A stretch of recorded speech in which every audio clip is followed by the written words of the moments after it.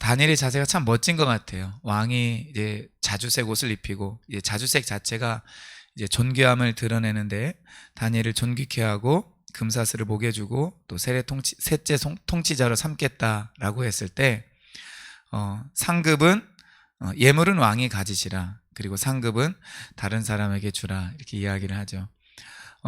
일찍이 이 엘리사가 나아만 장군에게 요단강에 가서 몸을 7번 담그라고 했을 때, 처음에는 싫어했던 이 나아만이 결국에는 순종을 해서 몸이 깨끗하게 낫게 되죠. 그때 이 나아만이 이 엘리사에게 사실은 예물을 주었습니다. 그때 엘리사가 어떻게 반응하냐면, 열왕기하 5장 16절에 보니까 이르되 내가 섬기는 여호와께서 살아계심을 두고 맹세하노니 내가 그 앞에서 받지 아니하리라 하였더라. 나아만이 받으라고 강권하되 그가 거절하니라. 엘리사도 이제 이런 비슷한 사례를 보이죠. 사실 우리가 어떤 하나님의 일을 하거나 또 마땅히 내게 주어진 일들을 잘 했을 때 우리에게 따라오는 대가가 있습니다. 그것을 우리가 이제 감사함으로 받을 수도 있지만, 이 엘리사와 이 다니엘을 생각해 볼 때, 어떤 것은 우리가 좀 안 받고 충분히 이제 거절해도 되는구나라는 것을 생각해 볼 수 있어요. 아브라함도 롯을 구했을 때, 사실은 자기와 같이 동맹하고 싸웠던 사람들에게 마땅히 들어갈 몫을 주고, 다른 것들은 아브라함이 받지 않습니다. 왜냐하면은 아브라함이 나 때문에 아브라함이 부자가 되었다. 아브라함이 이제 그 얘기를 듣고 싶지 않았던 거죠. 참 이 부분 우리에게 좀 주는 교훈이 있는 것 같아요. 우리가 불의의 제물로 우리를 부하게 하지 않는 것은 당연할 뿐만 아니라, 어떤 경우에는 마땅히 우리에게 돌아올 것들도 우리가 하나님 앞에 기도하면서 그것을 선택할 필요가 있는 것 같습니다. 물론 다니엘은 바로 이제 벨사살 왕이 죽고 다리오 왕 때도 사실은 이제 다니엘이 굉장히 높은 자리에 있었던 걸로 봐서 이것을 계기로 해서 다시 다니엘이 이 정치에 복귀를 한 것 같습니다만, 아무튼 이 다니엘이 했던 말을 우리도 좀 교훈 삼아서 좀 우리에게 어떤 사람이 주는 그런 물질적인 혜택에 대해서 좀 하나님께 좀 먼저 물어보고 분별하는 그런 자세를 우리가 가지면 좋겠습니다. 우리 22절 말씀을 보면은, 21절 후반부부터 보면은 다니엘이 이제 느부갓네살 왕을 선대 왕을 이야기를 하면서 교훈을 주고 있죠. 21절 보면은, 지극히 높으신 하나님이 사람 나라를 다스리시며 자기의 뜻대로 누구든지 그 자리에 세우시는 줄을 알기에 이르렀다. 느부갓네살이 깨달은 거죠. 그러니까 하나님이 결국은 통치자이시고 그 자리를 주신다.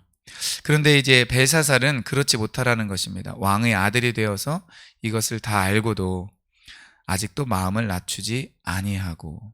그러니까 어떤 사람은 자기가 직접 당한 교훈을 통해서 알아야 되지만, 또 어떤 사람은 바로 곁에서 그것을 지켜본 사람으로서 그 교훈을 깨달아야 된다라는 거죠. 역대하 33장 23절부터 24절을 보면은, 이 므낫세, 그러니까 55년 동안 이 남유다를 통치하면서 이제 우상을 섬겼던 그 므낫세 왕의 아들이 아몬인데, 아몬에 대해서 이렇게 이야기합니다.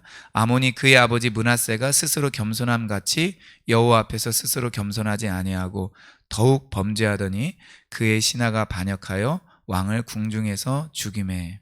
사실 므낫세도 굉장히 악했지만 나중에 하나님 앞에 겸손한 모습을 보였고, 그것을 또 하나님은 받으셨죠. 그런데 그 아들 아몬은 그 아버지처럼 겸손하지 아니하였다. 그래서 반역으로 죽었다라고 성경은 기록하고 있습니다. 이 벨사살도 이제 할아버지이긴 하지만은 이제 느부갓네살 왕이 보였던 그런 겸손의 태도를, 그 깨달음의 태도를 보이지 않은 것에 대해서 지적을 합니다. 그러면서 마음을 낮추지 아니하고, 23절에 보면 도리어 자신을 하늘의 주제보다 높였다라고 이야기를 합니다. 즉 자기를 하나님보다, 하늘의 주제는 이제 하나님이시죠, 하나님보다 높였다라고 이야기를 합니다. 마음을 낮추지 않고 자기를 하나님보다 높이는 사람에게는 결국 멸망이 따를 수밖에 없습니다. 그리고 그 내용은 어제 우리가 나누었던 그 내용과 비슷한데, 먼저는 이제 성전에 여러 그릇을 가지고 술 그릇을 삼아서 마셨다. 즉 하나님을 모독하고 멸시했다. 그리고 두 번째, 말하지도 못하고 보지도 못하고 듣지도 못하는 그런 우상들을, 신상들을 찬양했다. 그리고 세 번째, 하나님께 영광을 돌리지 아니하였다인데, 여기에 이 내용이 참 의미가 있습니다. 뭐냐면은 왕의 호흡을 주장하시고 왕의 모든 길을 작정하시는 하나님, 이렇게 나와 있어요. 참 멋진 표현인 것 같아요. 하나님이 우리의 호흡을 주장한다라는 것입니다. 욥기 12장 10절에 보면은 모든 생물의 생명과 모든 사람의 육신의 목숨이 다 하나님의 손에 있다라고 나와 있습니다. 이 호흡을 이제 우리말 성경이나 이제 다른 성경에 보면은 생명으로 번역을 하더라고요. 왜냐하면은 호흡 자체가 생명의 호흡이기 때문에 그렇습니다. 그러니까 호흡을 주장한다라는 것은 생명을 주장한다는 의미죠. 우리가 사실 지금도 우리가 숨을 쉬고 있죠. 마스크를 쓰고서도 우리가 숨을 쉬고 있고, 또 하여튼 우리는 너무나 자연스럽게 호흡을 합니다. 그런데 이런 호흡, 이런 생명이 사실은 하나님께서 주장한다라는 것, 나의 몸의 여러 가지 기관을 통하여서, 그런 메커니즘을 통하여서 우리가 호흡을 하는 것 같지만 사실은 하나님께서 우리에게 호흡과 생명을 주신다라는 것을 우리가 기억하고, 시편에 나와 있는 것처럼 호흡이 있는 자마다 하나님을 찬양하라 하셨기 때문에 우리가 이 호흡으로 주님을 찬양하기를 원합니다. 또 왕의 모든 길을 작정하시는 하나님이라고 이야기를 하고 있습니다.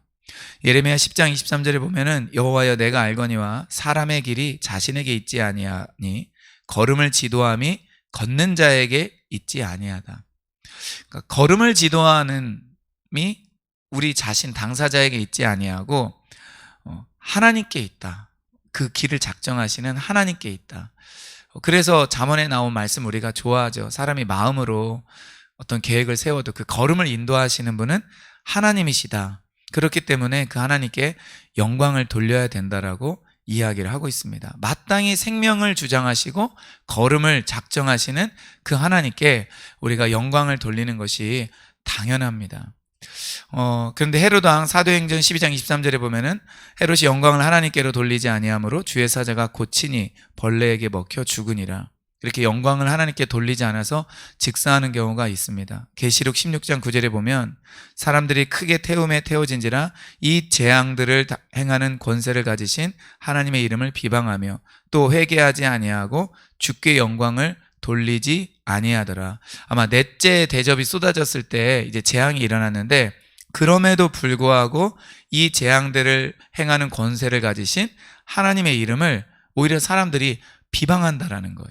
그리고 회개하지 아니하며 주님께 영광을 돌리지 않는다라는 것입니다. 그러니까 이 하나님께 영광을 돌리느냐 비방하느냐, 아니면 회개하느냐 회개하지 않느냐, 마음이 교만하냐 마음이 겸손하냐, 이것은 연관되어 있는 것 같아요.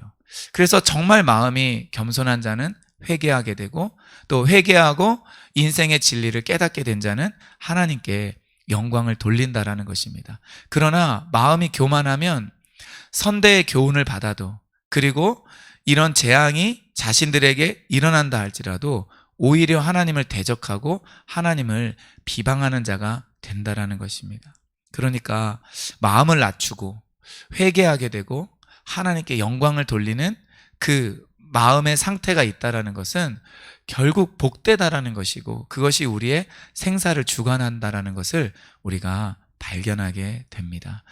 벨사살 왕은 결국 30절에 나와 있는 것처럼 그날 밤에 죽임을 당하게 되고, 이제 6장에 나오는 그 다리오 왕이 나라를 얻게 되었다라고 성경은 말을 하고 있습니다. 다리오 왕은 벨사살 왕은 그렇게 죽지만 다니엘은 정말로 오랜 기간 동안 그 이방 나라의 왕이 있음에도 불구하고 중요한 통치자가 되어서 하나님의 역할을 수행하는데, 우리가 정말 하나님의 영이 충만하고 겸손하고 회개하며 하나님께 영광 돌리는 사람 되기를 주님의 이름으로 축원드립니다. 기도합시다.